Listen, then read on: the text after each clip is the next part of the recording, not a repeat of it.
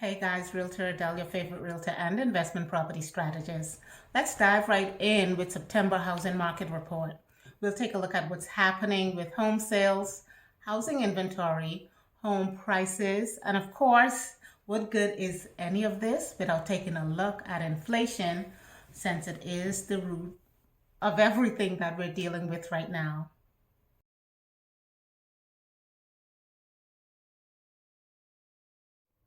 Home sales are down nationally by 16.6%. If sales are down, then this means that there is a decrease in home buyer activity, since the two go hand in hand. This chart breaks down home sales for each region, and then we have the national deficit of 16.6 in the gray bar.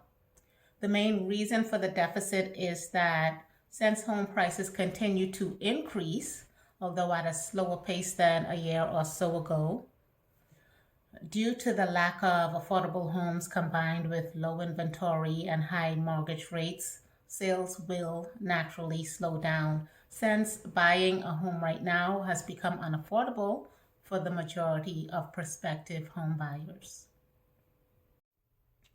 Here's a look at estimated home price expectations for the remainder of 2023 through 2027.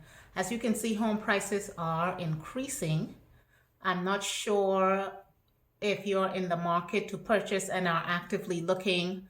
You probably may have found the same, that home prices are increasing. There's no free fall happening, as was alluded to last year in the headlines and so-called news. Long story short, there were reports just about everywhere about a housing crash and that a flood of homes are about to hit the market at rock bottom prices. Clearly, this is not the case. Of course, every market is different. Real estate is local. Therefore, what may be occurring in some markets may not hold true for others. However, and this is national data that I share each month along with data strictly for Metro Atlanta. With true data, numbers don't lie. They just are what they are.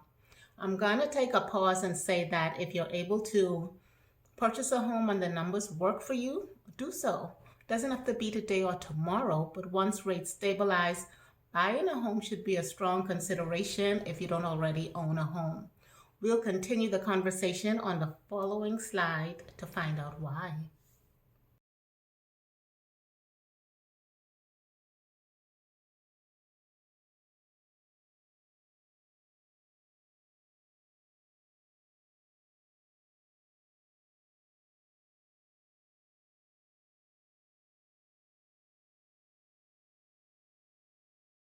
Let's take a look at housing inventory. Now with this chart, you can see, well, the blue indicates the current and the red is the shortage. And this ranges from August of last year, 2022, through July. And housing inventory. So why inventory is important to track is because it determines where home prices are going to land, or it determines home prices. That, what do I want to say? The typical supply-demand dynamic. If there is a lot of supply with low demand, of course, prices tend to be lower. And that's with anything. With housing, it's no different. So our current scenario, or the scenario for a number of years, has been that we were in short supply of inventory. That's nationally. And with increased buyer demand, that drove prices.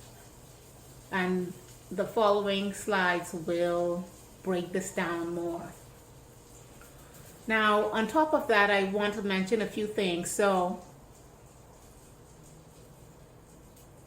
people are staying in their homes longer, number one, is why which is one of the reasons that inventory is low, especially after COVID.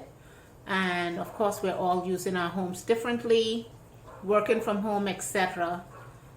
So on the heels of COVID, people are staying in their homes longer. Mixed with rates are high now or increased levels of interest rates, current homeowners are hesitant to sell because if a second home or they are considering buying another home, they are doing so at a much higher rate, double and even triple what they currently have. As a result, people are staying in their homes longer. And of course, this is why you're seeing so much new construction. Home builders are taking advantage of this dynamic as an answer to the shortage of housing supply.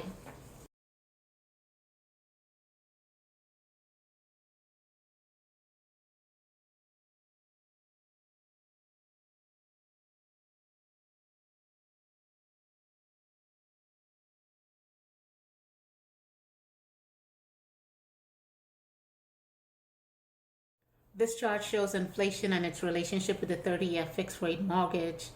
I don't want you to be confused by charts and graphs, so I'm going to try to break this down best I can. At the far left, the blue dashed line with the arrow indicates the rise of inflation. The green dashed line with the arrow to the right of that indicates the rise of mortgage rates. If you follow the squiggly lines across the chart, and this chart is from 1972 through 23, notice that mortgage rates tend to follow whatever inflation is doing. I've mentioned this in previous videos, however, I think that this chart gives a visual appreciation and just proof of this dynamic between the 30-year fixed rate and the rate of inflation. It'll be interesting to see where we land by the end of the fourth quarter. Again, there's no crystal ball for none of this, right? However, we should be able to rely on historical data to project where we're headed next.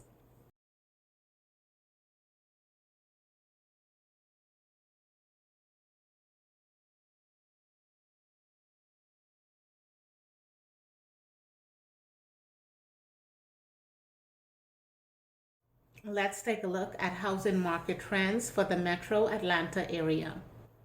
We're going to focus on pending sales, closed sales, days on market, average sales price, the percentage of list price received, and month supply of inventory. Okay, the first portion of this chart is dedicated to single family detached.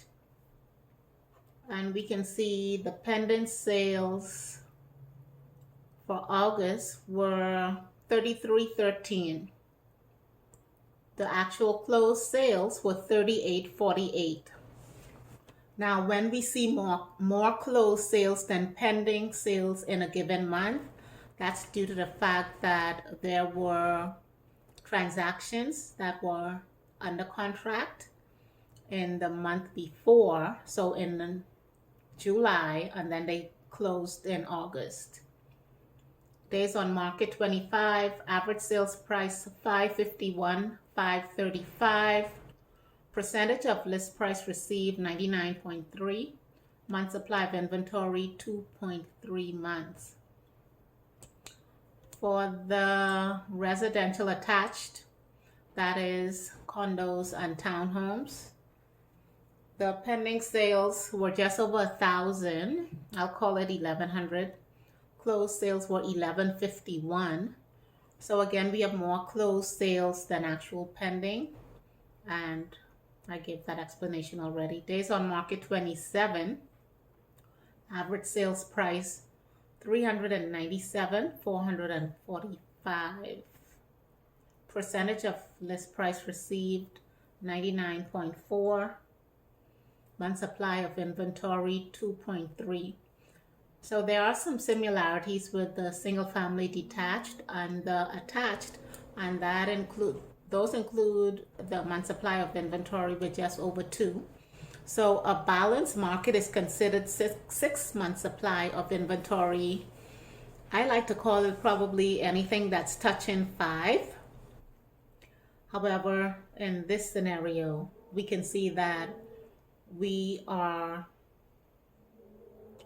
still experiencing a relatively low supply of housing inventory, despite the fact that we are seeing a lot of new construction enter the marketplace.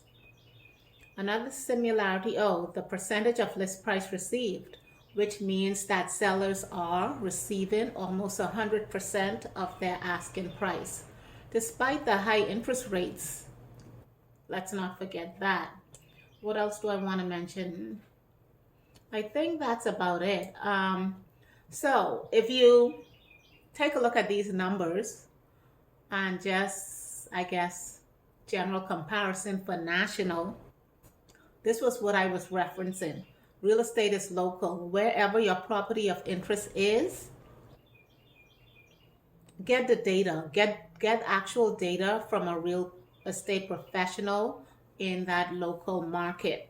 True data doesn't lie, and that's where you make your decision. Don't feed into whatever you may see in the news or headlines. Usually those are general references, and quite frankly, I just can't. I don't. Try to make your decision from true data. All right, I think that's it, but I will wrap this up on the following slide. Let's recap. Home prices remain resilient. Homeowners continue to gain equity. And with home values projecting to increase over the next 4 years, this is a direct correlation of low housing inventory and high buyer demand. Even in a high rate environment, we're still seeing steady home buyer demand. That said, inflation continues to rise and influence mortgage rate in an upward trajectory.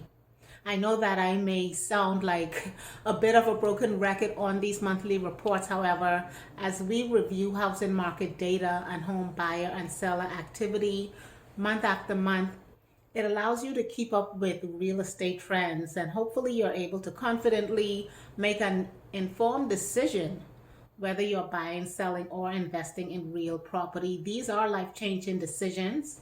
Hopefully you find some benefit to what I share with you in these reports. Speaking of which, please share this video with anyone that's considering making a move in the near future. Also subscribe and like this video, and I'll see you on the next one. That's all for now. Take good care. Oh, by the way, if you heard any background noise, I apologize. I have my screen door open. So I think at one point my neighbor's dog was barking. I apologize. I don't I don't subscribe to continuously recording. So my apologies. I try to get these done in 1 to 2 takes max. Again, my apologies. Take good care. See you on the next video.